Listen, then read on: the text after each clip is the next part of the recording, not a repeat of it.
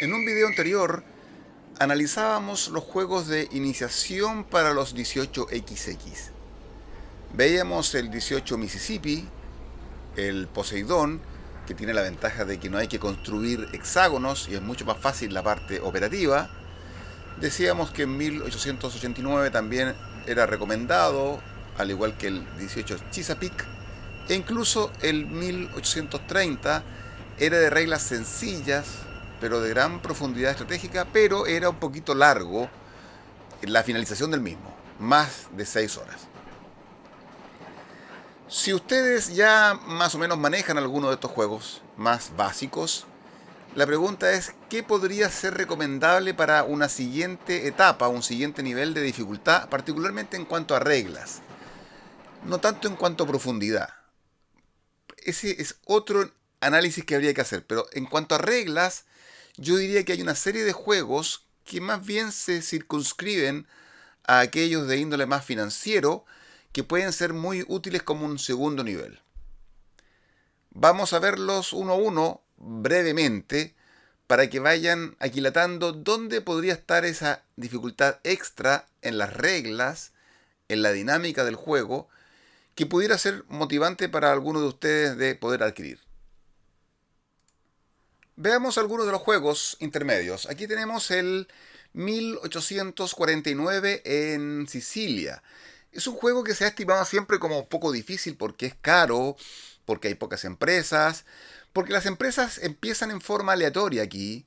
Esto se ordena de tal manera que los jugadores no pueden empezar en la naranja, si es que antes está la azul, luego la roja, la amarilla. Aquí ya empezó la verde, por ejemplo. Hace que cada juego sea distinto, entonces tiene una cierta dificultad en tener una estrategia firme en cada una de las partidas. Tenemos también un terremoto aquí en la zona de Mesina que hace que hay que planificarse bien también para ese aspecto. Pero una de las cuestiones principales es esta cuestión de la trocha normal, que son las líneas continuas, y la trocha angosta, que es la línea punteada. ¿Qué pasa? Que la línea punteada se ahorra la cuarta parte, queda a la cuarta parte el precio, el costo de la construcción de los terrenos, 160, quedan 40 por ejemplo, pero cuando es la trocha angosta, el alcance del tren es la mitad. Y eso hace que también hay que planificar muy bien qué tipo de trocha voy a ir construyendo. Porque el terreno efectivamente es caro. Y los trenes, ¿cómo se cuentan? Como hexágonos. Por ejemplo, de acá, 0, 1, 2, 3. Con un tren de 3 podría llegar desde acá, desde Terranova hasta este sector. Y este además es un tablero pequeño.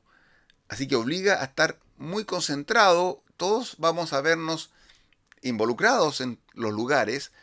Es decir, aquí es difícil jugar como un autista en forma separada, aislada. Aquí todo se interconecta y aquí hay mucho cambio de presidencia y la posibilidad de quebrar aquí es efectiva. Aquí nosotros hemos tenido jugadores que han quebrado.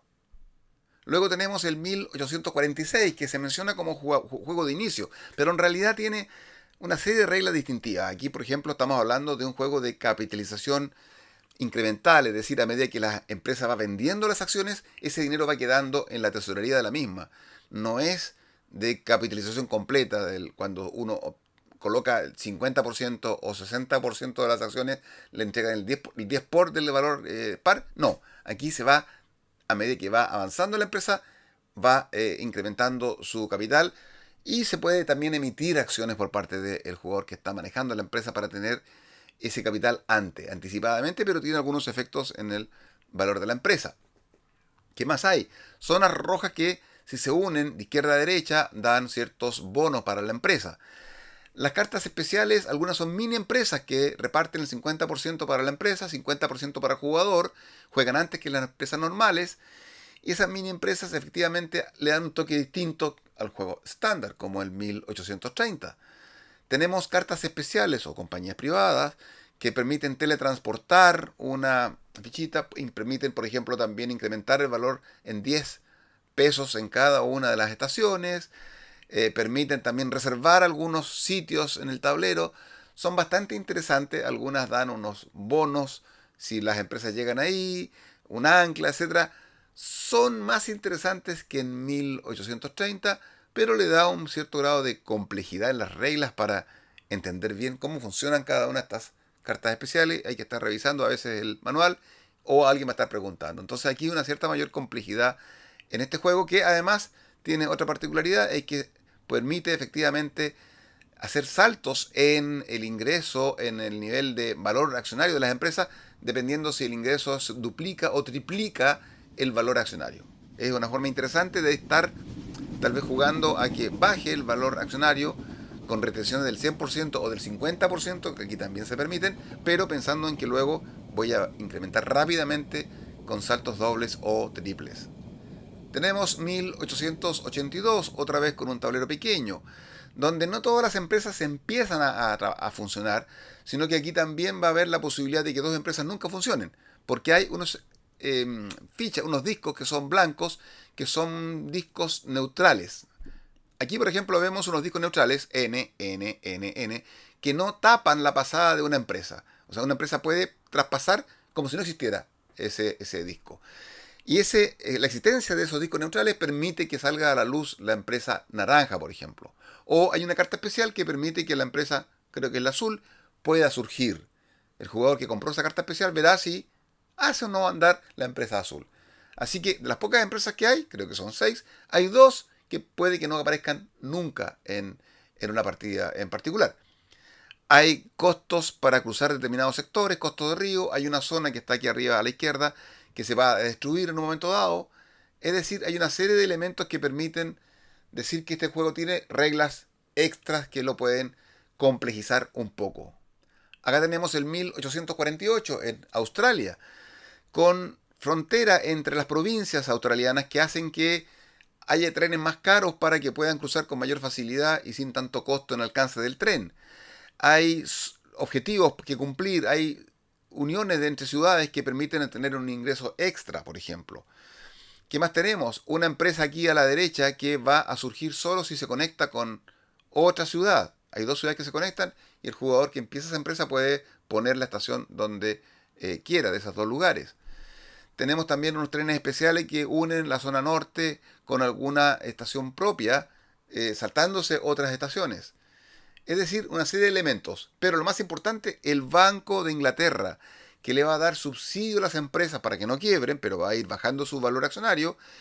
Y esa empresa también se hace cargo de las empresas que quiebran, que van al receivership, aquí arriba a la izquierda, que significa que se elimina la empresa, se pierden las acciones y le va a incrementar el valor al Banco de Inglaterra, donde los jugadores van a poder invertir en acciones, que son estos discos de color rojo que están acá, que le va a dar un dividendo permanente como cualquier otra empresa, pero mejor todavía si es que empiezan a quebrar empresas y ese dividendo se ve incrementado por el valor que las estaciones le dan a la empresa que ha quebrado. Pueden quebrar varias empresas y hemos visto que efectivamente ello ha ocurrido e invertir aquí en el Banco de Inglaterra puede ser un elemento distintivo y es una regla especial que hay que saber manejar, hay que saber sacarle la utilidad táctica, pero le agrega efectivamente más regla, más complicación al juego. Tenemos el 18 MEX en México, que tiene la particularidad de que hay también mini empresas, la mini empresa A, la mini empresa B, reparte 50% para la empresa, 50% para el jugador siempre, poca posibilidad de comprar más trenes, un solo tren. Luego hay una posibilidad de que se fusione una empresa con la empresa nacional de México, que es una de las tarjetas que da una carta especial que da la titularidad de la Nacional de México, pero que va a tener que esperar hasta bien avanzado el juego para que pueda empezar a funcionar, pero que permite absorber a una empresa. ¿A quién va a absorber? Bueno, hay una regla especial, pero en realidad tácticamente es una empresa que está en falencia, pero se queda con sus estaciones, etcétera, etcétera. De tal manera que hay un elemento que complejiza un poquito el juego, siendo también un juego esencialmente financiero. ¿Ok? No es tan operativo, es financiero porque se permiten hacer maniobras con las acciones. Finalmente me pareció interesante poner el 18SJ en Suecia. Un mapa alargado, ya es una cierta dificultad, pero que tiene estos cubitos naranjos que se van a ir sacando por los jugadores. Cuando construyan su hexágono normal, van a poder sacar de cualquier parte del tablero uno de esos para construir la línea nacional. ¿Ok? Entonces ahí hay un elemento, una regla distintiva. ¿Cuándo puedo sacar el cubito? Lo saco antes, después. ¿Qué tipo de riel tengo que colocar encima del cubito? Tiene que ser un riel que coincida con la sentido, con el sentido que tenga el riel que está ahí marcado. No todas las empresas tienen el mismo tipo de capitalización. Al principio son de capitalización incremental, es decir, a medida que se van vendiendo las acciones, la plata va ingresando a la tesorería de la empresa. Más adelante, en una determinada época, serán de capitalización completa. Entonces, ¿cuándo espero abrir la empresa? Cuando sea de capitalización completa o incremental. La incremental sigue siendo incremental hasta el final de la partida, etcétera. Hay un elemento ahí interesante. Después, más adelante el juego, la nacionalización. Cada vez que una empresa de las que va más avanzada en lo que es el valor accionario no tiene un tren, se queda sin un tren por una obsolescencia, se va a ir nacionalizando. Todos los efectos que eso provoca. Yo lo quiero hacer a propósito porque no va a tener tren, etcétera. Son elementos que van complejizando el juego. Bien, y esos son los juegos que me han parecido que son de un nivel intermedio, un poquito de reglas un poquito más complejas que los típicos, el 18MS, el 1889, el 1830, el Poseidón, ¿cierto?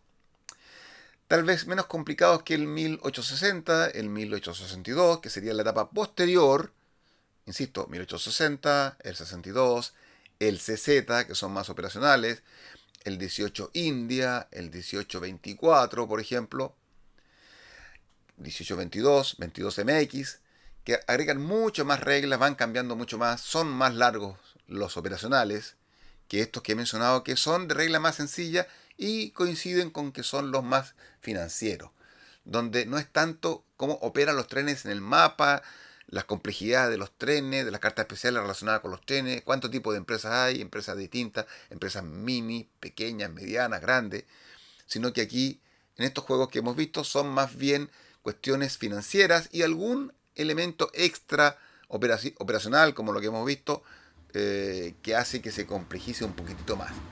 Pero en realidad uno podría incluso empezar con cualquiera de estos juegos en vez de los básicos que ya he mencionado.